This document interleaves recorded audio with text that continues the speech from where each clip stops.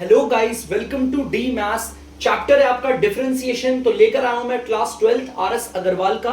जैसा कि आप लोगों को पता है, इससे पिछले वाली वीडियो में मैंने आपको बेसिक्स पढ़ाया था, जिसमें मैंने आपको डिफरेंशिएशंस के कुछ रूल बताए थे, यूवी के रूल बताए थे और आपका चेन रूल समझाया था थोड़ा सा।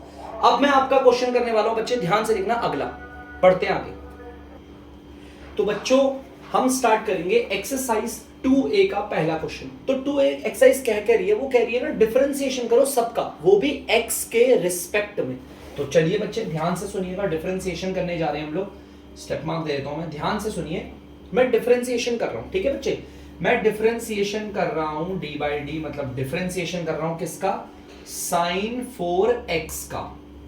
आप देख सकते हैं मैंने डिफरेंशिएशन किया है sin 4x का, वो भी x के रिस्पेक्ट में। यहां पर जो बच्चों 4x है ना, वो हमारा एंगल है, वो भी sin का। ट्रिगो के आगे जो भी आता है वो एंगल होता है उसका, ठीक है? तो मैंने आपको चेन रूल समझाया है। चेन रूल में मैंने आपको बता रखा है हम कैसे करेंगे, इसे ध्यान से सुनना बच्चे। सबसे पहले हम डिफरेंशिएशन करेंगे इस पूरे का, डिफरेंशिएशन करेंगे इस पूरे का साइन और उसके एंगल 4x का। देखो वो भी x के रिस्पेक्ट में, x के रिस्पेक्ट में बोला है ना। तो देखो मैंने पहले पूरे का कर दिया, ट्रिगो का और उसके एंगल का कर दिया बच्चों डिफरेंशिएशन। अब अगला डिफरेंशिएशन है इसके एंगल का करना है, इनटू का साइन लगाना है। अब डिफरेंशिएशन करेंगे इसके एंगल का। देखो एंगल का कर दिया, एंगल 4x है, वो भी x के रिस्पेक्ट में। तो चलिए करते हैं डिफरेंशिएशन, ठीक है? अब यहां पर कैसे करेंगे? इक्वल की जगह इक्वल। बच्चे साइन थीटा, साइन और ये इसका पूरा एंगल थीटा हो गया। साइन थीटा का डिफरेंशिएशन मैंने आपको बताया था कॉस, और एंगल वही रहता है, कॉस थीटा आ जाता है, ठीक है भाई? साइन थीटा का डिफरेंशिएशन कर दिया इनटू। अब इसका कैसे करते हैं बच्चे? याद रखना वेरिएबल। देखो मैंने इसे वेरिएबल क्यों बोला? क्योंकि x के रिस्पेक्ट में हो रहा है डिफरेंशिएशन, तो वेरिएबल यही तो होगा बच्चे। वेरिएबल के साथ वाला होता है कोएफिशिएंट, और कोएफिशिएंट का डिफरेंशिएशन नहीं होता। 4 का 4 रहेगा और x का डिफरेंशिएशन 1 आ जाएगा। अब बहुत बच्चे बोलेंगे सर x का डिफरेंशिएशन 1 कैसे आया, आप मुझे बताओ। देखो भाई मैं आपको बताता हूं, डिफरेंशिएशन अगर आप कर रहे हो x का, मतलब इसकी कोई पावर नहीं है, 1 मानेंगे।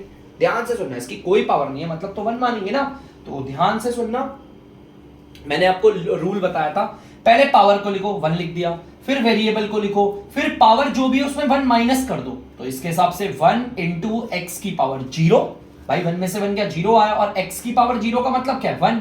1 को मल्टीप्लाई करोगे तो 1 आएगा। इसीलिए आप हमेशा याद रखना x का डिफरेंशिएशन होता है आपका 1, ठीक है? मैं बार बार इस तरीके से नहीं बताऊंगा, एक बार आपको मैंने बता दिया, इसे अच्छे से देख लो।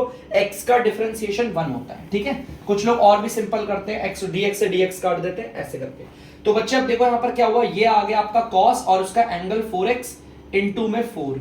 कई बच्चे इस 4 को और उसके एंगल को मल्टीप्लाई कर देते हैं। बेटा ये एक नंबर है और यहां पर ये एंगल है, इससे मल्टीप्लाई नहीं हो सकता।